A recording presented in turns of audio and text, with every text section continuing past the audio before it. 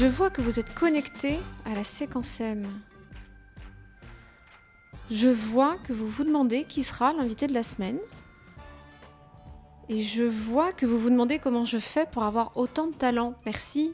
Eh bien, écoutez, ce n'est pas du talent, ce n'est pas non plus de la magie, ce n'est pas de l'hypnose, ce n'est pas non plus du maraboutisme, pas du tout. Ce n'est que du mentalisme. Évidemment, le mentalisme, j'ai appris quelques petits rudiments cet été à Tarado, au festival Rire en Vigne, grâce à un monsieur qui est tout à fait reconnaissable de par sa coiffure et sa moustache. Il s'appelle Victor Vincent.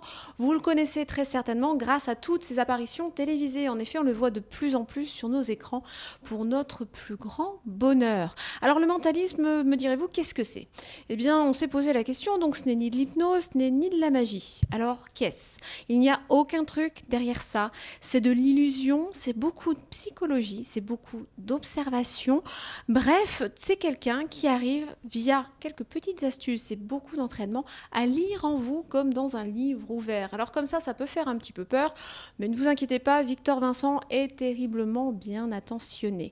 Par contre, vous pouvez, si vous avez envie aussi de maîtriser aussi bien que moi tous les rudiments du mentalisme, vous pouvez vous procurer ses ouvrages, parce que s'il se produit sur scène et si vous pouvez le voir également en télé, eh bien il écrit pour partager son savoir. Alors là je suis obligée de lire le titre, il est très long, je ne l'ai pas retenu, mais par contre il m'a fait beaucoup rire. Un de ses ouvrages s'intitule Les clés de la manipulation, ou comment faire de votre voisin de palier votre esclave dévoué. Ça, j'imagine que ça parle à beaucoup d'entre vous et que vous imaginez déjà tout de suite là, eh bien, votre voisin dans quelques situations plutôt cocasses. Alors, n'hésitez pas à acheter son livre. Et puis sinon, le mieux quand même, c'est d'aller voir en vrai ce que ça donne. Les 12 octobre et 13 octobre, il sera à Valoris, mais aussi à La Ciotat, donc le 13, et un peu plus tard, le 8 février, à Puget-sur-Argence, pour son spectacle qui s'intitule Les liens invisibles. Alors là, dans les liens invisibles, vous ne retrouverez pas les séquences, les numéros qu'il propose en télé, pas du tout. C'est une histoire qui regroupe 3 histoires vraies. Et grâce à des liens invisibles, eh bien, Victor Vincent va nous démontrer que 3 histoires qui se passent dans 3 lieux différents dans le monde, mais surtout à 3 époques différentes, des histoires vraies, j'insiste, eh bien, peuvent peut-être être reliées entre elles par des liens invisible, à croire que le hasard n'existerait peut-être pas. Je vous invite à retrouver tout de suite Victor Vincent en interview, bien sûr, mais surtout sur scène, donc le 12 octobre à Valoris, le 13 à La Ciotat et le 8 février 2019 à Puget-sur-Argence.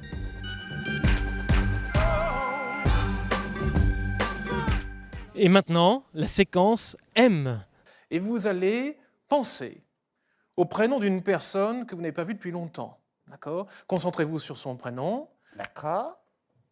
Vous dites d'accord, donc vous pensez à quelqu'un ? Oui. Oui.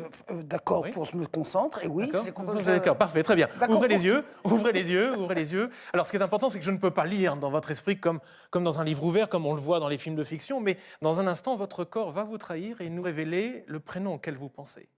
Le mentalisme, c'est un mélange d'astuces, d'illusions, de suggestions, de psychologie, en fait de plein de choses rationnelles pour créer quelque chose qui semble irrationnel, comme la lecture de pensée ou la prédiction de l'avenir. Mais malheureusement, je n'ai aucun don particulier. J'aurais bien aimé, mais ce n'est pas le cas. Non, tout ce que je fais est rationnel. Et l'idée, c'est vraiment de s'amuser avec le public et de leur faire vivre une expérience qu'ils ne peuvent pas vivre ailleurs. C'est un travail permanent, absolument. Oui, je m'amuse beaucoup à ça, dans la vie de tous les jours aussi, avec les amis, pour les influencer, etc. Mais là, sur scène, ce qui est vraiment bien, c'est que je le fais pour de bonnes raisons. C'est-à-dire que c'est vraiment pour divertir, c'est pas pour influencer, manipuler ou d'autres mots comme cela qui sont un petit peu anxiogènes. Et je vais réciter l'alphabet, et lorsque je prononcerai la première lettre du prénom auquel vous penserez stop. D'accord. Pensez, ne dites pas Ouais. stop à haute voix, et surtout n'appuyez pas avec votre doigt, parce que si vous appuyez, je vais tout de suite le sentir. Sauf que maintenant que je vous ai dit de ne pas appuyer, vous allez voir qu'une seule envie, c'est d'appuyer au moment même où je vais prononcer la première lettre du prénom. C'est du spectacle vivant, tout peut arriver chaque soir. Et effectivement, moi, ce que j'aime, c'est jouer avec les gens. Je ne me joue pas d'eux, mais je joue avec eux. Et c'est ça qui est intéressant. Et les personnes sont une sorte de matière première, effectivement, qu'on doit qu'on doit tailler, qu'on doit sculpter tous les soirs pour essayer de faire quelque chose de joli. Et heureusement, tout le monde se montre toujours malléable parce qu'ils savent qu'il n'y a pas de piège, parce qu'ils savent que s'ils montent sur scène, tout se passera bien, qu'il n'y a pas de choses négatives. Tout le monde en garde toujours un très bon souvenir. Donc ça se passe toujours assez bien. Mais il est vrai que je peux me tromper parfois et c'est ce qui fait le piment et c'est ce qui fait que je reste toujours en alerte tous les soirs. Et là, je suis en alerte parce que je n'ai pas encore joué et j'espère que tout se passera bien ce soir. Z, Y, X, W, V, U, T, S, R, Q. Je vais même pas aller jusqu'au bout. Vous avez déjà pensé stop? Ouais. Oui. J'ai senti comme une petite pichette, je vous le dis vraiment, honnêtement, sur la lettre V. Est-ce que par le plus grand des hasards, le prénom auquel vous pensez commencerait par un V? Ouais. L'idée, c'est vraiment d'essayer de deviner ce que les gens pensent. C'est quelque chose qui semble totalement impossible. Et ça pose une vraie question. Est-ce que ce que l'on pense est vraiment enfermé dans un coffre-fort?